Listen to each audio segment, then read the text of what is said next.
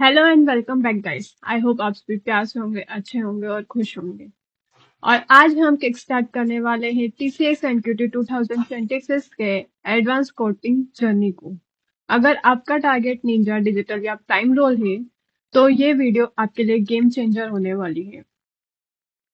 सबको पता है कि टीसीएस एनक्यूटी में एप्टीट्यूड और रीजनिंग भी होता है, बट जो रियल डील होती है, जो आपको टॉप कंपनीज और हाई सैलरी पैकेज तक ले जाता है, वो होता है एडवांस कोडिंग सेक्शन। इसमें अगर आपने स्कोर कर लिया तो समझो आपकी ड्रीम जॉब कंफर्म है। और हाँ, ये सब हम सॉल्व करेंगे सी प्लस प्लस में, बिल्कुल बेसिक से एडवांस तक। तो बने रहिए हमारे साथ।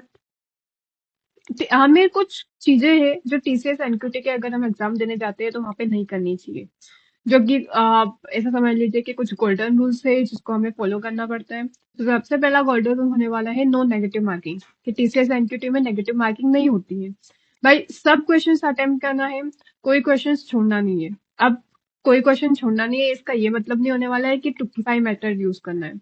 हमें थोड़ा सा दिमाग लगाना है, क्योंकि if we are talking about aptitude और रीजनिंग, टीसीएस एनक्यूटी में खुद देके आ चुकी हूँ, तो उसका लेवल इतना ज्यादा प्रो लेवल भी नहीं होता है कि आप वो चीजें नहीं कर पाते हो। अगर आपने बेसिक एप्टीट्यूड और रीजनिंग पढ़ा हुआ है तो वो वहीं से घुमा फिरा के कुछ क्वेश्चंस देते हैं जो कि बन जाते हैं, इजीली बन जाते हैं। उसकी रीजनिंग की बात करें तो टीसीएस एनक्यूटी की reasoning most of the time medium level की होने वाली रहती है, जो कि हम इजिली बना पाते हैं अगर आपने पढ़ रखी है तो। अगर आपने पढ़ी ही नहीं है तो दिस डजंट मैटर कि आपने क्या किया और क्या यूज किया, आपको टुकीफाई मेथड ही यूज करना पड़ता है। बट एप्टीट्यूड और रीजनिंग सबसे पहले पढ़ के चाहिए, क्योंकि अगर आपने टीसीएस एनक्यूटी देने गए हैं और एप्टीट्यूड रीजनिंग ही नहीं पढ़ी है, तो अगर आपने वो सेक्शन पास नहीं किया है तो आप कितना ही एडवांस कोडिंग में अच्छा परफॉर्म कर लेंगे, आपको कोई फर्क नहीं मिलने वाला है। क्योंकि एट द टाइम वो लोग सबसे पहले एप्टीट्यूड और रीजनिंग के मार्क्स ही टोटल करते हैं। अगर वहां पे पास होते हैं उसके बाद आप कोडिंग सेक्शन की तरफ जाते हैं। सो नेगेटिव मार्किंग नहीं होने वाली है, तो आप ट्राई कीजिए कि आप समझें चीजों को, ताकि आप वहां पे अप्लाई कर सके। अपना थोड़ा सा भी बेसिक अप्लाई करेंगे ना, तो वहां पे आपको आंसर मिलने के most of the time chances रहते हैं। क्योंकि सबसे पहली बात तो एमसीक्यू रहता है। अगर आपका थोड़ा सा भी ऊपर नीचे भी हुआ है तो आप अप्रोक्स कहीं ना कहीं तक तो पहुंच ही जाते हैं। Now second point is non adaptive test. ये प्रीवियस ईयर जैसा एडेप्टिव नहीं होता है, मतलब क्वेश्चंस का डिफिकल्टी आपके प्रीवियस आंसर पर डिपेंड नहीं करती है। अगर प्रीवियस आंसर कुछ लाइक इजी लेवल का है तो इट डजेंट मैटर कि अभी जो आने वाला क्वेश्चन है वो इजी लेवल का होगा या नहीं होगा। वो आपने सेल्फ आपको करना पड़ेगा कि क्या आ सकता है और क्या नहीं आ सकता है। And the third most thing is strict input and output. Output format का ध्यान रखना बहुत जरूरी है। अगर बोला है 2 डेसिमल प्लेस तक लेना है तो 0.00 ही प्रिंट होना चाहिए, नो मोर और नो लेस। छोटी सी मिस्टेक भी टेस्ट केस फेल कर सकती है और आपका लेवल कम कर सकती है। लाइक जो सारे टेस्ट केस पास करने पड़ते हैं, अगर एक टेस्ट केस भी बच गया है तो मे बी कोई और पर्सन होगा जिसने सारे टेस्ट केस फॉलो कर लिए हैं और वो आगे निकल गया है। तो आप इस चीज का ध्यान रखेंगे। तो अपार्ट फ्रॉम दैट स्टार्ट करते हैं हमारा आज का वीडियो, जिसमें कि हम बात करने वाले हैं मोस्ट इम्पॉर्टेंट टॉपिक, जो कि कोडिंग में मोस्ट इम्पॉर्टेंट चीज मानी जाती है। मैंने हर जगह देखा है, कहीं ना कहीं से कुछ ना कुछ चीजें हो जाती है जो इस पैटर्न पे बेस्ड होती है। हमारा क्वेश्चन होने वाला है आज का चॉकलेट फैक्ट्री। चॉकलेट फैक्ट्री, आप वो वाले चॉकलेट तो नहीं समझ रहे लाइक डेयरी मिल्क और 5 स्टार वाली, नहीं। It's another chocolate factory. आपको एक अरे दिया जाएगा इंटीजर का। इस अरे में 0 रिप्रेजेंट करता है एम्प्टी चॉकलेट पैकेट। आपको सारे जीरोस को अरे के एंड में शिफ्ट करना है without changing the relative order of the non zeros element.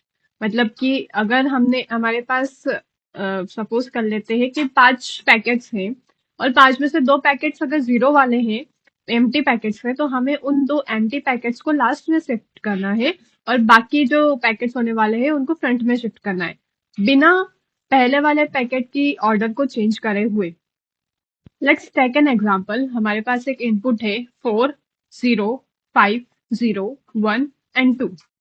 तो हमें अब इसमें चॉकलेट फैक्ट्री का जो भी एप्लीकेशन है उसको अप्लाई करनी है, और हमारा जो आउटपुट होने वाला है that will going to be 4 5 1 2 0 and 0। That means जो एम्प्टी पैकेट है दैट इज 0, उसको हमने राइट में मैं लास्ट में शिफ्ट कर दिया है, और हमारे आगे वाले जो भी पैकेट्स थे उनके ऑर्डरिंग में कोई डिफरेंस नहीं आया है, वो उसी तरीके से है, जो फर्स्ट में था वो फर्स्ट में ही है, जो सेकंड में था वो सेकंड में ही है। That is what the chocolate problem is. Now अब प्रॉब्लम को अप्रोच कैसे करें? तो अब इस प्रॉब्लम को अप्रोच करने के लिए हम कुछ तरीका सोचते हैं कि क्या कर सकते हैं, हम कैसे करें कि हम जो जीरो एलिमेंट हैं उनको लास्ट में शिफ्ट करें। बट जो सबसे इफिशिएंट और कॉमनली यूज्ड अप्रोच होता है, हम उसे देखते हैं। आप बहुत सारे आइडियाज निकाल सकते हैं, बहुत सारे आइडियाज होते हैं लिटरली। एक प्रॉब्लम अगर है तो उसको सॉल्व करने के 10 to 20 आइडियाज भी हो सकते हैं। It depend on a person कि वो किस तरीके से, किस मेथड को फॉलो करके उसको सॉल्व कर रहा है। हमें एक नया अरे बनाने की जरूरत है। इसमें हम इन प्लेस यूज करेंगे, दैट मीन्स उसी अरे में चेंजेस करते जाएंगे। ओके, सो लॉजिक हमारा ये होने वाला है कि हम एक काउंट वेरिएबल लेंगे जो इनिशियली 0 होगा। ये काउंट रिप्रेजेंट करेगा नेक्स्ट नॉन जीरो एलिमेंट की पोजीशन को। हम पूरे अरे को इटरेट करेंगे। अगर करंट एलिमेंट नॉन जीरो है तो उसको ARR काउंट पर प्लेस कर देंगे और काउंट को इंक्रीज कर देंगे।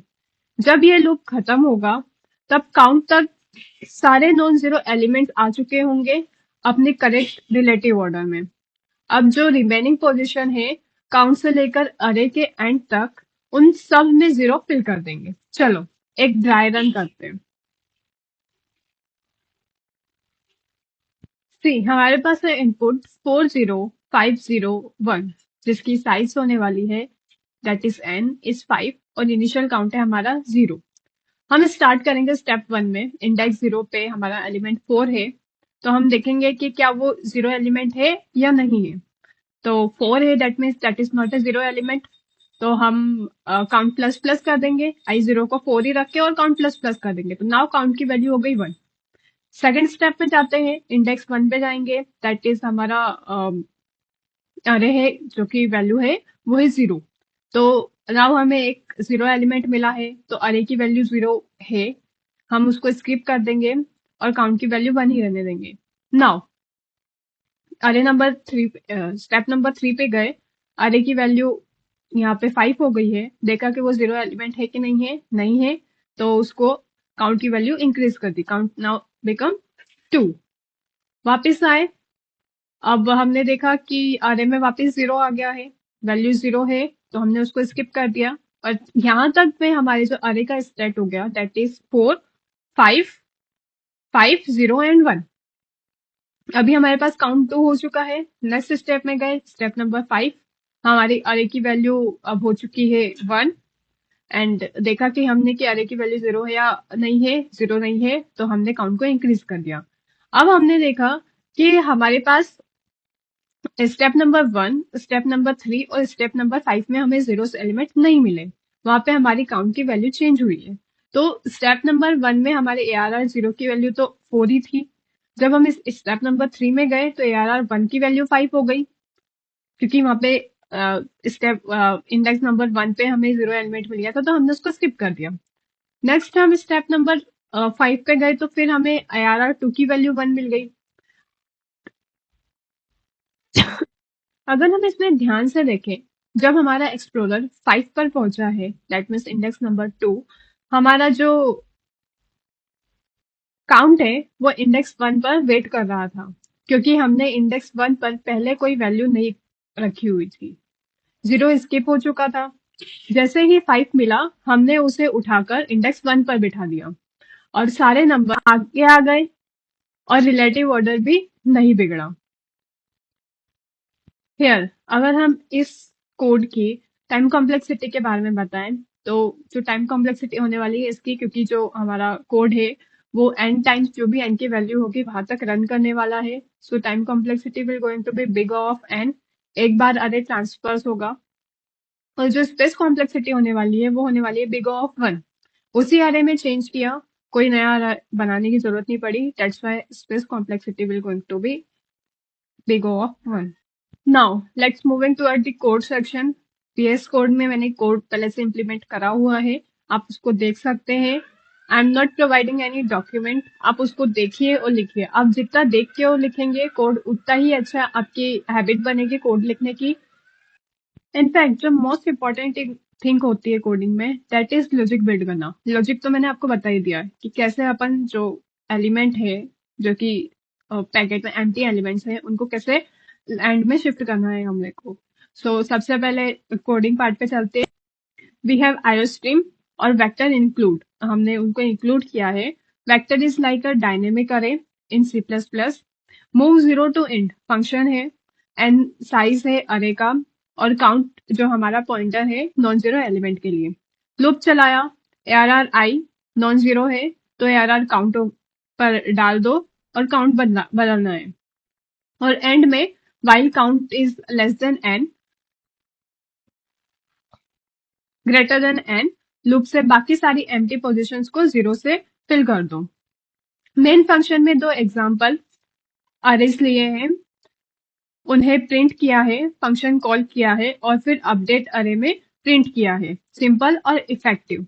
अगेन टाइम कॉम्प्लेक्सिटी और स्पेस कॉम्प्लेक्सिटी हमने पढ़ ली है, that is big of n time complexity and space complexity big of 1। एक क्विक रिकैप करते हैं और वीडियो को एंड करते हैं।